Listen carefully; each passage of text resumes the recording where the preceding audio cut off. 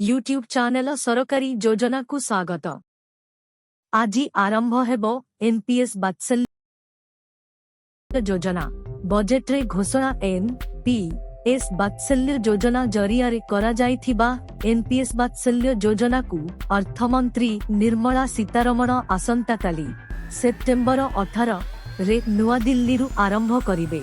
सेथिरे देशर 75टी स्थान रे आयोजित कार्यक्रम आभासी माध्यम रे जोड़ी हेबा अर्थमंत्री नूतन अप्राप्त वयस्क ग्राहकों स्थायी अवसर खाता नंबर प्रान कार्ड बंटन पाई एक ऑनलाइन प्लाटफॉर्म आरंभ करिवे। अभिभावक माने निज पिलांको पाई पेंशन खाता खोली सेमानंको भविष्यत लागी संचय करि पारिबे। पितामाता माने वार्षिक अति कमरे 1000 टंका निवेश करि पारिबे। तेणु सबु वर्गर लोक माने एथिरे सुविधारे एथिरे शामिल होई पारिबे। ऑनलाइन आवेदन करिबा पाई www.enstl.com को जाई पारिबे।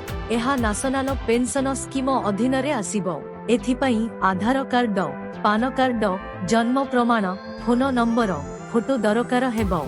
बैंक रे मध्य आवेदन करि हेबो। दया करी सब्सक्राइब, लाइक एवं शेयर करि दियंतु। धन्यवाद।